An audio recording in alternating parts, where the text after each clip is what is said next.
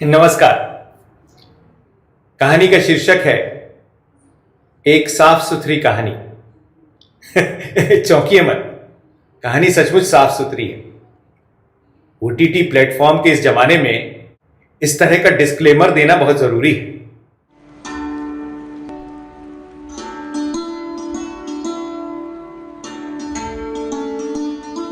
निर्धारित समय के अनुसार ठीक 10 बजे मैं कॉलेज के अहाते में दाखिल हुआ। मैदान सुनसान पड़ा था। सिर्फ बड़े बाबू और उनके साथ एक भद्र महिला खड़ी थी। मुझे देखते ही बड़े बाबू बोले, आइए आइए सर, आप तो समय से ही आ गए। मैं तो आपको फोन करने ही वाला था। क्यों, देरी हो गई क्या? समय तो 10 बजे का ही था ना। कोई आया नहीं अभी तक? मैंने आश्चर्य से पूछा। नहीं नहीं सर, सब आ गए हैं। ये है हमारी प्रिंसिपल मैडम मिसेस कोहली, और मैडम ये हैं दीपक जी, हमारे आज के विशिष्ट अतिथि। बड़े साहित्यकार हैं, मैंने आपको बताया था ना। बड़े बाबू ने मेरा परिचय कराते हुए कहा। अच्छा अच्छा, आप हैं दीपक जी। नमस्ते। मैडम ने अपने चेहरे पर जबरदस्ती हंसी वाला भाव लाते हुए कहा। वो क्या है ना कि प्रिंसिपलशिप में हम लोगों को इतना ज्यादा बिजी रहना पड़ता है कि लिटरेचर पढ़ने का टाइम ही नहीं मिलता। सच में हमारी बहुत मजबूरी है। प्रिंसिपल मैडम ने अपनी मजबूरी बता दी। इससे पहले कि वो एक साहित्यकार के रूप में मेरा और अपमान करती, मैंने विषय बदलने की नियत से कहा, मेरा मतलब है और लोग, मतलब आपके staff members, students, faculty members वगैरह। नहीं नहीं, आए हैं ना सर, सब लोग आए हैं, बस जरा कचरा बीनने गए हैं। अरे, कचरा बीनने गए तो क्या सफाई कार्यक्रम शुरू हो गया? नहीं नहीं नहीं नहीं सर, सफाई कार्यक्रम अभी शुरू नहीं हुआ है। वो दरअसल क्या है ना कि हमारी मैडम बहुत सफाई पसंद है, जरा भी कचरा बर्दाश्त नहीं करती। इसीलिए आज सफाई अभियान के लिए हमारे ग्राउंड में कचरा ही नहीं था। इसलिए हमने सब लोगों को वहां भेजा है, उधर डंपिंग ग्राउंड से कचरा उठाकर लाने में। वो कचरा लाएंगे और फिर हम लोग उसे साफ करेंगे। वो देखिए, वो लोग आ भी गए। बड़े बाबू ने वहां मैदान की तरफ इशारा करते हुए कहा। हमने देखा वहां एक ठेले में और ट्रॉली में कुछ लोग कचरा भरकर ला रहे थे, और एक सज्जन उन्हें हिदायत देते चल रहे थे। देखो देखो, कचरा इधर उधर मत बिखेरना, वो जो लाइन बनी है ना चूने की, उसी पर कचरा डालना। उसकी हिदायत सुनकर मैडम चौंकी और चिल्लाई। ये वर्मा भी अजीब बेवकूफ है। जहां दिखानी होती है वहां तो अपनी कलाकारी दिखाता नहीं, और यहां नाहक अपनी कलाकारी दिखा रहा है। और फिर चिल्लाकर बोली, अरे वर्मा, लाइन पर कचरा डालने के लिए मत कहो, उनसे कहो इधर उधर कचरा बिखेरें, ताकि लगे कि वो असली कचरा है। बड़े बाबू को लगा कि ये सारी बातें मेरे सामने नहीं होनी चाहिए, इसलिए खिसियानी सी हंसी हंसकर बोले, वो वर्मा जी हैं, हमारे स्पोर्ट्स टीचर। बहुत मेहनती आदमी है और अनुशासन के बहुत पक्के हैं। आज का ये सफाई अभियान दरअसल उन्हीं की निगरानी में हो रहा है, इसलिए जरा टेंशन में है। अरे अब उसकी, वर्मा की तारीफ छोड़ो सक्सेना, और देखो हमारे अतिथि कहाँ है। प्रिंसिपल मैडम ने बड़े बाबू पर अपना गुस्सा उतारते हुए कहा। जी मैडम, अभी थोड़ी देर पहले फोन किया था। अपने अति विशिष्ट अतिथि 11 बजे आ जाएंगे और मुख्य अतिथि 11:30 तक आ जाएंगे। 11:30 बजे? मुझे गुस्सा आया। मुझे बता देते तो मैं भी उसी समय आ जाता।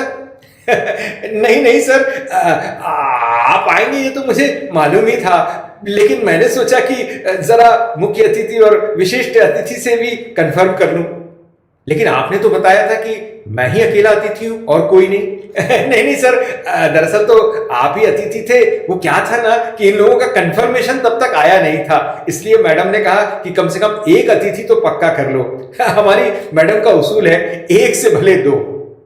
एक से भले दो क्या, यहां तो 3-3 अतिथि हो रहे थे। मन तो हुआ कि कार्यक्रम छोड़कर चला जाऊं, लेकिन सवाल गांधी जी का था और सवाल सफाई अभियान का भी था। तभी बड़े बाबू बोले, लीजिए सर, एक अतिथि तो आ भी गए। मैंने देखा पोर्च में एक सफेद स्कॉर्पियो आकर रुकी, और उसमें से कलफदार सफेद झक कुर्ते पायजामे में एक सज्जन उतरे। उनके साथ 3-4 पिछलग्गू भी थे। ये हमारे विशिष्ट अतिथि गुप्ता जी हैं। बहुत बड़े व्यापारी हैं, बिजनेसमैन, लेकिन समाज सेवा में गहरी रुचि रखते हैं, इसीलिए अक्सर हमारे कॉलेज में आ जाते हैं कार्यक्रमों में। उनके कलफदार कपड़े देखे और मुझे सुबह अपनी पत्नी से हुआ संभाषण याद आ गया जब मैं इस कार्यक्रम के लिए तैयार हो रहा था। ये पहन के जाओगे? पत्नी ने पूछा। हाँ, इसमें क्या खराबी है? सफाई अभियान के लिए जा रहा हूं, किसी सांस्कृतिक संध्या के लिए तो नहीं जा रहा हूं। फिर भी इस तरह जीन्स टी शर्ट में जाना तुम्हें शोभा नहीं देता। देखो, कार्यक्रम सफाई अभियान का है, भाषण देने का नहीं। और अगर हो भी तो एक दिन ऐसे भाषण देने में क्या हर्ज है? कोई मंच वंच का कार्यक्रम नहीं है, वहीं माइक लेकर भाषण देना होगा। मुझे तो लग रहा था कि तुम कुर्ते पाजामे में ही जाते, जैसा कि तुम अक्सर जाते हो। पत्नी ने अपनी सलाह दी और कर्तव्य की इतिश्री कर ली। मुझे लगता था सफाई अभियान के लिए कुर्ते पाजामे की प्रेस खराब करना कहां तक ठीक होगा, लेकिन जब मैं इन हजरत को देखता हूं तो लगता है कि पत्नी का सुझाव मान लेता तो ही ठीक था। इसका एक कारण यह भी था कि अपनी इस पोशाक में मैं अतिथि जैसा नहीं दिख रहा था। बड़े बाबू ने जब इन अति विशिष्ट अतिथि से मेरा परिचय कराया तो उन्होंने मुझे अनदेखा कर दिया और बड़े बाबू से पूछ बैठे, अरे कब आएंगे तुम्हारे चड्ढा साहब? मुझे तो 11 का टाइम दे दिया, अब और कितना इंतजार करवाओगे? आएंगे भी कि नहीं? जी नहीं सर, उनका आना तो पक्का है, आते ही होंगे, बड़े बाबू ने बात संभालने की गरज से कहा। इस पर प्रिंसिपल मैडम की तरफ रहस्यमयी मुस्कान डालते हुए गुप्ता जी बोले, आएंगे तो जरूर ही। अरे कोहली मैडम का प्रोग्राम है, उसमें आए बिना कैसे रह सकते हैं हमारे चड्ढा साहब? उत्तर में कोहली मैडम भी किसी नव परिणीता की तरह लजा गई। तभी देखा 2-3 गाड़ियों का काफिला कॉलेज के अहाते के अंदर दाखिल हुआ। चड्ढा साहब आ गए, चड्ढा साहब आ गए, शोर हुआ और आगे आ रही इनोवा से चड्ढा साहब उतरे। उनके साथ 2 कमांडो और कई सारे चमचे भी उतरे। मैडम जरा जल्दी जल्दी करना, मुझे 2 जगह और भी जाना है। वो तो आपका कार्यक्रम था इसलिए मैं आ गया, वरना तो मैं दूर से ही नमस्कार कर लेता, चड्ढा साहब उतरते ही बोले। जी नहीं सर, सब तैयार है सर। पहले ये जो स्पेशल गेस्ट हैं दीपक जी, उनका स्पीच होगा, फिर अपने अति विशिष्ट अतिथि गुप्ता जी हैं, उनका स्पीच होगा, फिर आपका स्पीच होगा और उसके बाद सफाई अभियान। प्रिंसिपल मैडम ने जानकारी दी। अरे नहीं, ये सब भाषण वाषण छोड़ो, सीधे अभियान की शुरुआत करते हैं, समय नहीं है मेरे पास, आइए गुप्ता जी। फिर हमारी तैयारी शुरू हुई।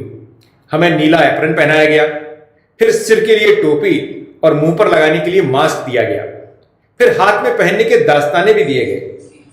मुझे याद पड़ता है कि मेरा ऐसा श्रृंगार तब हुआ था जब मैं ताई जी को देखने एस्कॉर्ट हॉस्पिटल के आईसीयू में गया था।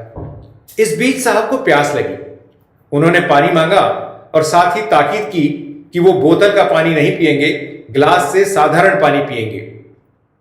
साहब के लिए गिलास में पानी आया। तभी मेरा ध्यान पर्दे के पीछे की ओर गया जहां चाय पानी और नाश्ते का इंतजाम था।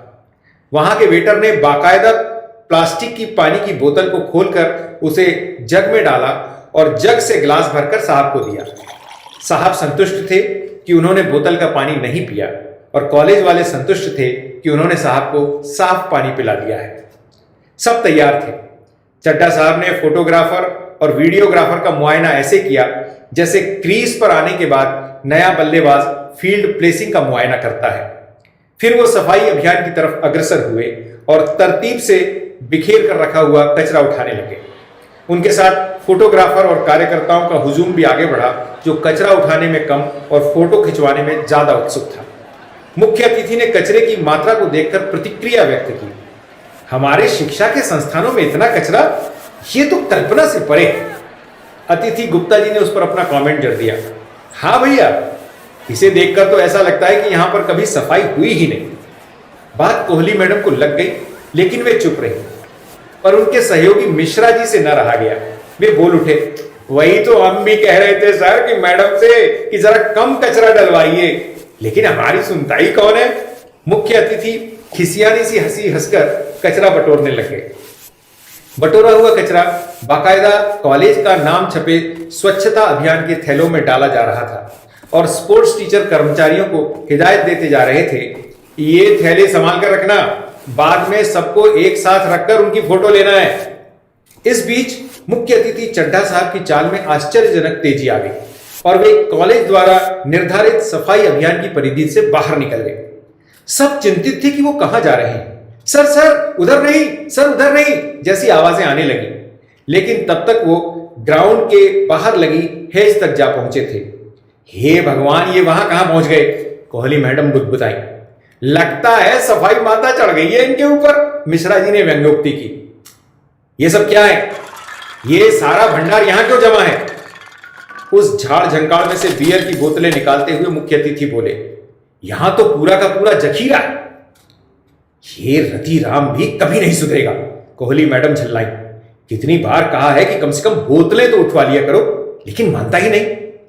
फिर बात संभालने की गरज से मुख्य अतिथि से बोली, क्या करें सर, आजकल के स्टूडेंट्स को तो आप जानते ही हैं, कितना भी मना करो लेकिन मानते ही नहीं।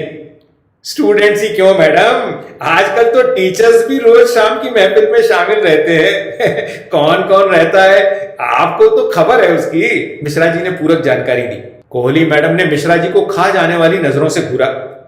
तब तक चड्ढा साहब का सफाई का भूत उतर चुका था।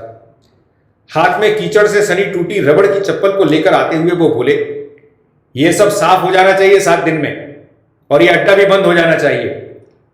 अपनी बात समाप्त करते हुए उन्होंने रबड़ की चप्पल प्रिंसिपल मैडम को यूं थमाई गोया कोई ट्रॉफी प्रदान कर रहे हैं।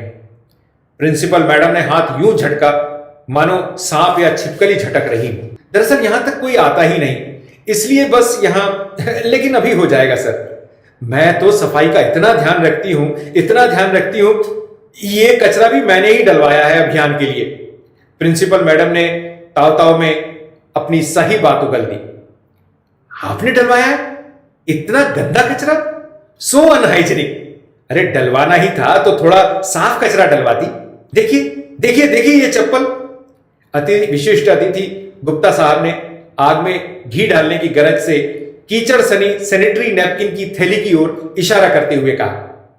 चड्ढा साहब ने दास्ताने खोले, एप्रन उतारा, टोपी उतारी, साबुन से हाथ धोए, नए सफेद नैपकिन से हाथ पोंछे और घोषणा की, बहुत हो गई सफाई, चलिए अब हम अगले कार्यक्रम में जाएंगे।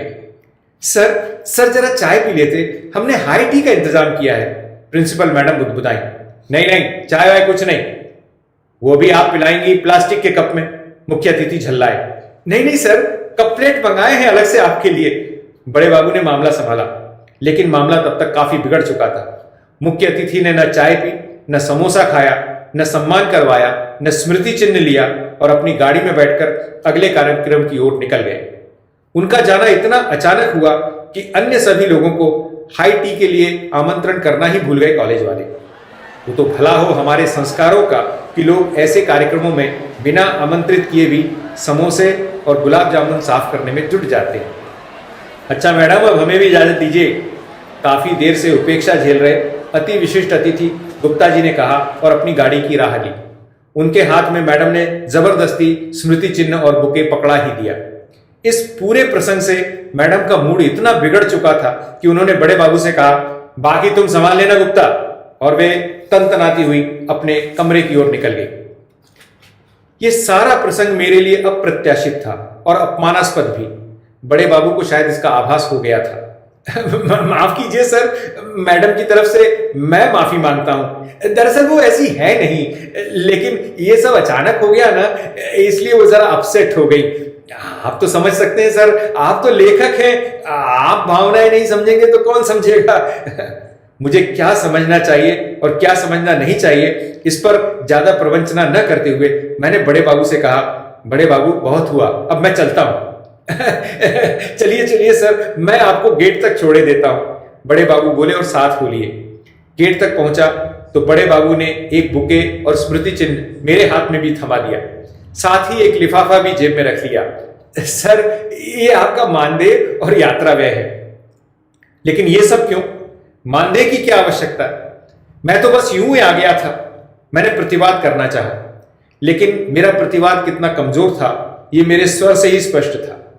फिर भी बड़े बाबू ने मुझ पर एहसान थोपते हुए कहा, रहने दीजिए ना सर, वैसे भी ये मानदेय आपके स्तर का तो है नहीं, फिर भी जो कुछ थोड़ा बहुत हम कर पाए अस्वीकार मत कीजिए, बुरा लगेगा। बड़े बाबू के वापस कॉलेज में दाखिल होने के बाद मैंने ऑटो पकड़ा और घर की राह ली। पूरे रास्ते मैं सुबह के इस घटनाक्रम के बारे में सोचता रहा और मंथन करता रहा। इतने में घर कब आया पता ही नहीं चला। उतरकर पैसे देने के लिए मैंने जेब में हाथ डाला तो ध्यान आया सफाई अभियान वाले प्लास्टिक के दस्ताने हाथ में ही रह गए थे। दरअसल एप्रन और टोपी तो ध्यान से उतार दी थी, दस्ताने चूंकि ट्रांसपेरेंट प्लास्टिक के थे इसलिए ध्यान ही नहीं रहा उतारने का।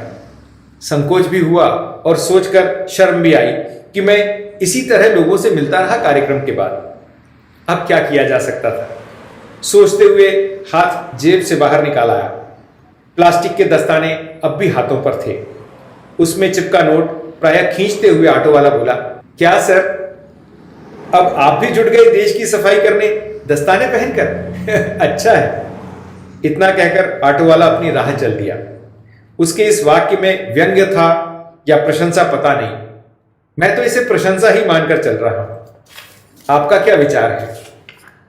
दस्ताने, एप्रन, मास्क और टोपी सब अपनी जगह है, लेकिन आखिर सफाई का तो महत्व है ही ना हमारे जीवन में।